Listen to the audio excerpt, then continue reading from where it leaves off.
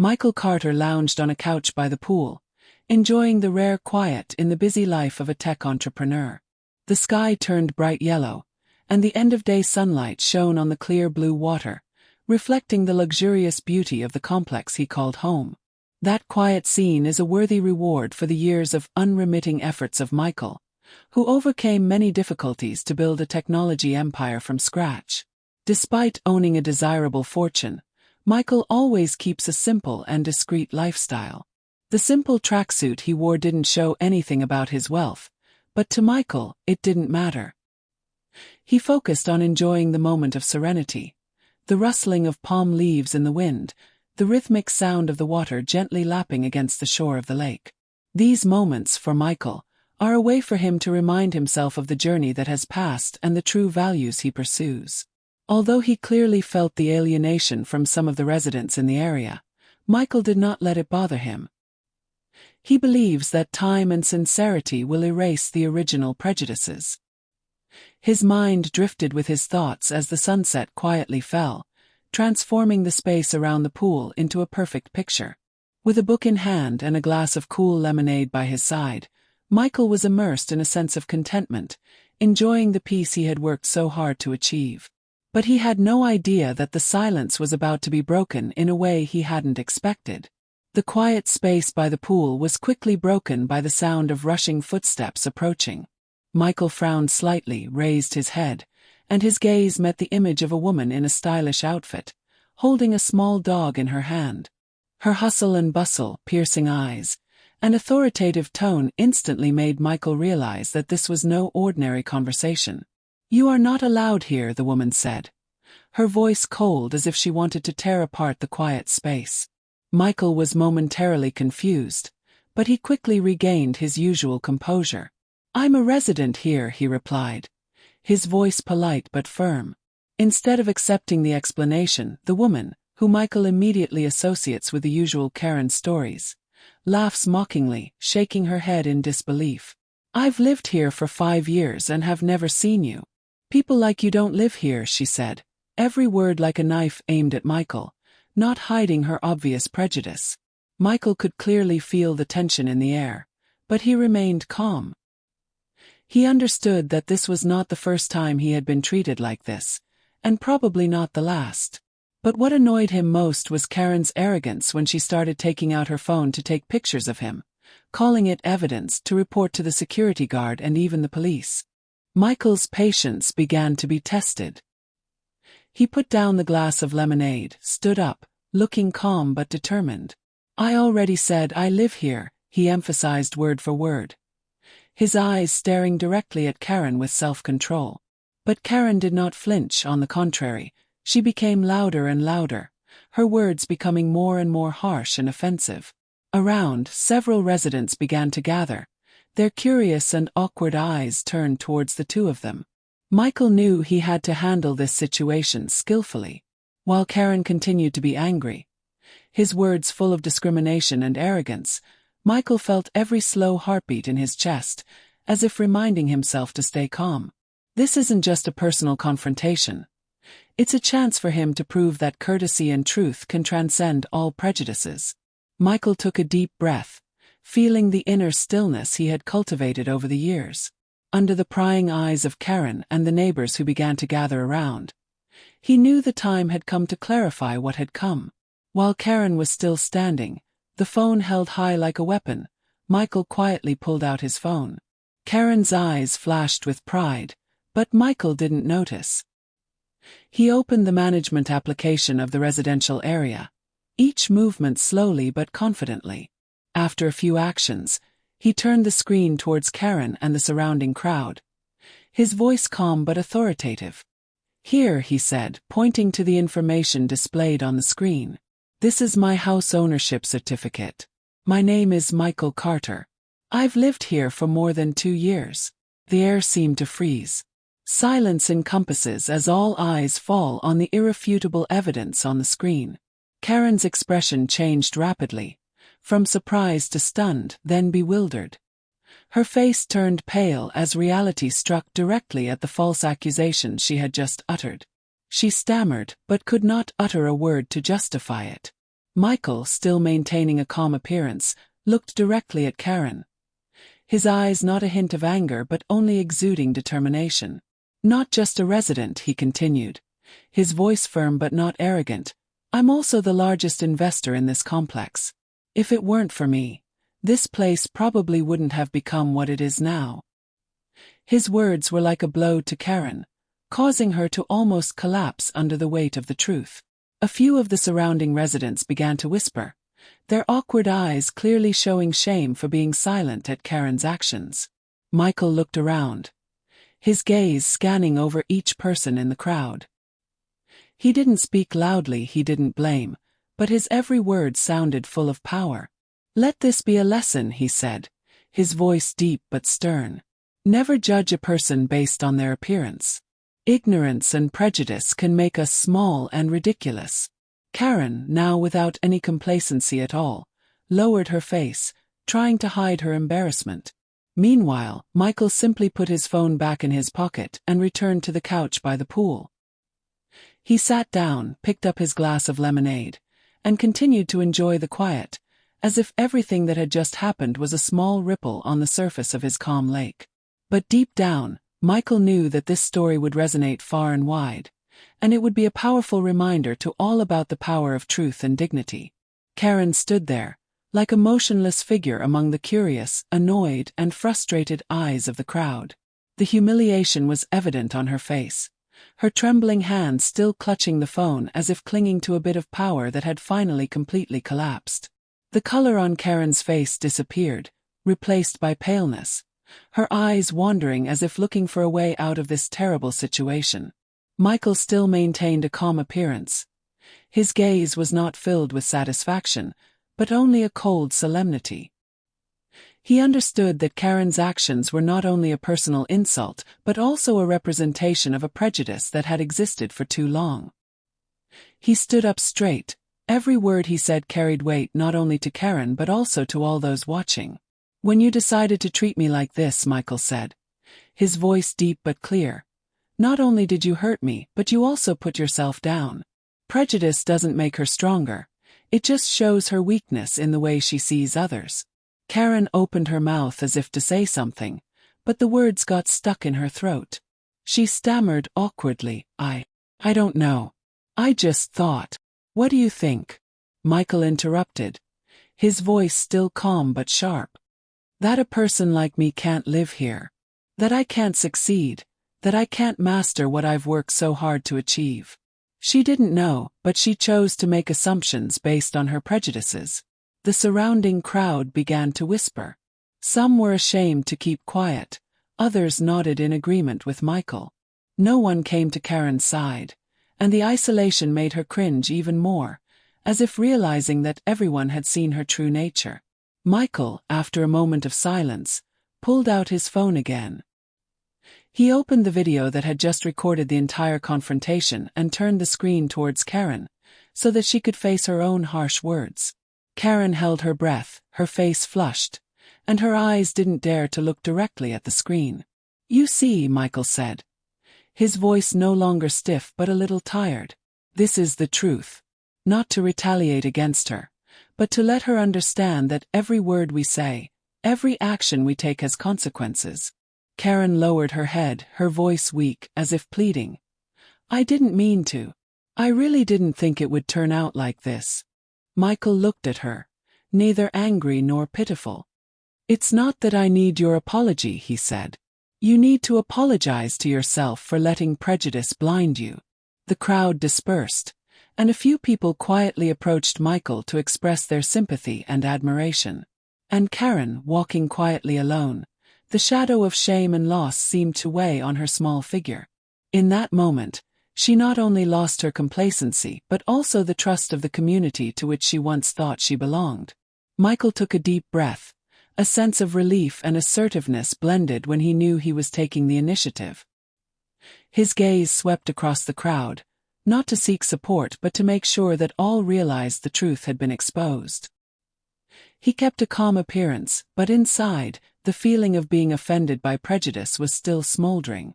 However, instead of letting anger dominate, he chose to act rationally. To make things clearer, Michael said, his voice firm, every word engraved in the air, I'm not just a resident here. I am the largest investor of this complex. It is my efforts that have contributed to building the community that you are all enjoying. A sudden stir rang out from the crowd. Confused, even somewhat embarrassed faces began to show up. Some people bowed their heads, avoiding Michael's gaze. Karen's hands trembled even more, her eyes as lost as if she had just been pulled down from an illusion she had erected herself. Michael continued. His voice was lower this time, with a hint of disappointment. I've faced skepticism and prejudice all my life. I hope this place will be a place of fairness, where people are judged by their true worth, not by skin color or narrow prejudice. He held up his phone, and the screen showed the certificate of ownership of the house and his personal information. Here's the proof, he said, turning the screen toward the crowd, if anyone has any doubts. Karen opened her mouth, speechless. The previous complacency and aggression completely disappeared, replaced by extreme confusion. She tried to stutter a few excuses, but only made herself look smaller in front of everyone's prying eyes. Michael didn't attack anymore. He just stood upright, letting the truth and his actions speak for themselves. I don't want this to be just a lesson for you, he said, turning to look directly at Karen for the first time. It's a lesson for all of us. Don't be quick to judge someone just because of assumptions. That not only hurts others but also damages one's own self-worth. His words seemed to swirl deep into everyone's minds. A few residents nodded. Some even turned to say a soft apology to Michael for being silent earlier. Karen could only bow her head, her face flushed, and she didn't dare to look at anyone. Michael walked back to his seat with a regained peace.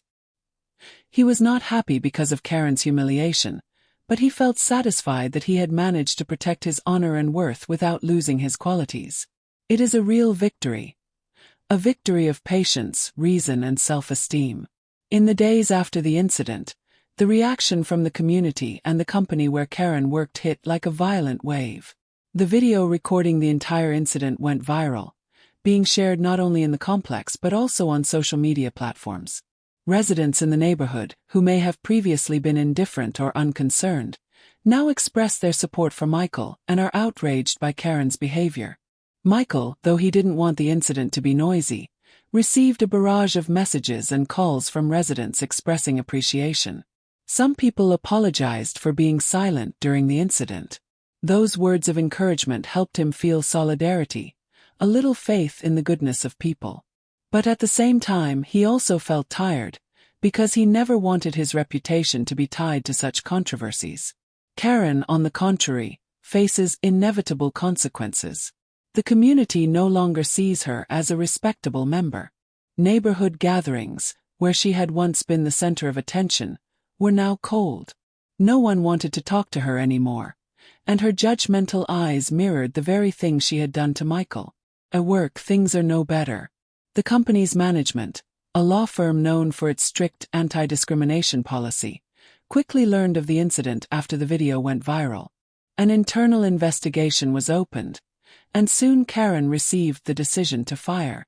The letter clearly states that her behavior not only damages the company's reputation, but also goes against all the values that the organization upholds. Michael, when he received the news that Karen had been fired, did not feel joy or gloating. Instead, he felt a heavy feeling. He never wanted it to go so far as to completely ruin a person's life, even if it was the person who had hurt him. But he also understands that it is an inevitable consequence when prejudice and selfishness overwhelm reason and kindness. Inside the community, Michael began to see positive changes. Many residents are more proactive in approaching him, not only to apologize but also to understand him, who they previously only saw from a distance with vague prejudices. Sincere conversations take place, new relationships are formed. Michael felt a transformation, a new spirit of inclusion that he had rarely seen in the complex before. Still, Michael kept a contemplation in his heart. He knows that real change doesn't just come from superficial actions but needs to be cultivated from the root of thought. And perhaps, This event will be the beginning of a truly more open and engaged community. The incident did not stop in the complex but quickly spread outside thanks to the power of social networks. The video Michael posted, recording the entire confrontation with Karen, became a hot topic, attracting millions of views in just a few days. Netizens from all over strongly condemned Karen's actions. Comments expressing outrage and frustration with her discriminatory attitude flooded under the post. Some even shared personal stories of times when they were treated unfairly, turning Michael's incident into a general call for fairness and equality. Michael took the time to read some of the comments. His heart intertwined with many emotions. Part of him feels heartwarming when he receives sympathy from many strangers. But on the other hand, he saw that the incident had gotten out of control. Every criticism of Karen, every article condemning her made him feel even heavier. He didn't want to turn this story into a campaign of pursuit or personal revenge. He just wants the matter to be resolved fairly and be a reminder for people to live better. Meanwhile, Karen faces enormous pressure from public opinion. Her personal social media accounts are besieged by critical messages and comments. Some extremists also sought to dig up more information about her personal life, turning the story into a wound that could not heal. Karen, who was once proud of her status, is now just a name associated with judgment. Michael is well aware that the wave of public opinion is affecting Karen in a serious way. One evening, he sat down at his desk, deliberating for a long time before writing a new post. In it, he urged everyone to stay calm and not turn the incident into a personal attack. "It's important that we learn the lesson from this story," he wrote. "Change doesn't come from revenge but from how we treat each other with more respect and understanding." Michael's post received a strong response. Many people praised him for his calmness and kindness in handling situations. Some people, who had been involved in Karen's criticism, began to step back to look at things from a different angle. However, Michael understands that not everyone will change immediately. But at the very least, he felt he had done the right thing, not only to protect his own honor but also to direct people to kindness and tolerance. After the storm of public opinion subsided, Michael decided to turn this negative experience into a motivation to promote positive change. He didn't want the incident to stop at punishing Karen, but hoped it would become a meaningful lesson for the whole community. His mind is now filled with ideas to promote unity, understanding, and respect among people, regardless of where they come from or what color they have. Michael held a gathering in the complex, named Solidarity Day.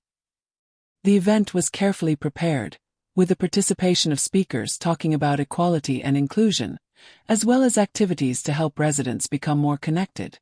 Although he used to keep his personal life quite private, this time Michael appeared as the host of the event, not hiding his story. He sincerely shares the difficulties he has faced, both in his career and in life, and how he overcomes them with a belief in justice and the power of solidarity. Michael's mood was relieved and inspired to see residents gradually becoming more open. People who had previously distanced themselves from him now took the initiative to strike up conversations, apologize for their silence when the incident happened, and express support for what he was doing. Michael didn't hold any resentment. He smiled, shook hands with each person, and affirmed, "The important thing is that we are changing, doing the right thing from today onwards." The event ended with a warm and optimistic atmosphere. Residents, for the first time, are not just people who live in the same place, but actually become a community. Michael looked at the smiles around him and felt satisfied. He realized that, even though there were times when he faced prejudice or injustice, it was his calmness and patience that helped him not only overcome but also create something better. That evening, as he sat back by the pool where it all began, Michael felt a real sense of peace. He knows that his efforts have not only changed his life, but also inspired many around him. In a hopeful mood, he decided to continue this journey, not only in his complex but beyond, to drive the change he had always believed in. After the successful event, Michael felt a deep sense of serenity and satisfaction. He realized that his actions not only changed the way the community saw each other, but also helped him grow himself. In the days that followed, he continued to maintain small gatherings where people could share stories, discuss social issues, and learn from each other. These meetings not only help raise awareness but also build a friendly and inclusive environment. Meanwhile, Karen, though still facing the consequences of her actions, seems to have also begun to rethink what happened. She didn't participate in events organized by Michael, but she still occasionally saw old neighbors laughing and talking happily together, faces she had previously only seen through the lens of prejudice. Perhaps, although she could not go back to the past, it was the change in the community that made her unable to help but reflect on herself. Michael made no secret of the fact that he too had to pay the price for life's challenges, but he never allowed himself to succumb. His story became a clear lesson in resilience, of how respect and tolerance can change the lives of an individual and a whole community. He understands that life is not always fair, but if we persevere, seize the opportunity to do the right thing, we will get the results we deserve. That day, looking back, Michael felt happy that he had been able to turn a difficult situation into an opportunity to educate and change the community. He knows that nothing is easy, but if everyone sets an example for each other, then solidarity and respect will help build a more just society. Michael and Karen's story is not only a lesson in racism or personal success, but also a reminder of the power of compassion, of change, and the power of community to overcome life's greatest challenges. After the events at the complex, the impact of Michael and Karen's story began to spread beyond the small community. Stories are not just personal lessons, but become a social phenomenon, attracting attention from strangers and the media. The lessons of racism, resilience in the face of discrimination, and tolerance have touched the hearts of so many people. Michael found that the messages he shared were not only received within the complex, but also crossed those borders, becoming an inspiration to other communities. He received thousands of thanks from people who had experienced discrimination, from those who saw his story as a hope and motivation to fight injustice in society. Organizations and community groups have also invited Michael to participate in workshops on combating racism and promoting equality. He feels extremely honored to be able to share his story, not only to protect personal rights but also to fight for those who have no voice. Deep down, however, Michael knew that his actions were just the first step. He still feels a great responsibility for what he has done, and he understands that change really takes time. But most importantly, he feels the power of small actions. The connections between individuals in the community can create a profound change. He is determined to continue this journey, not only to protect himself but also to contribute to building a more just and compassionate society. Michael was no longer the one who just stood by and watched things unfold.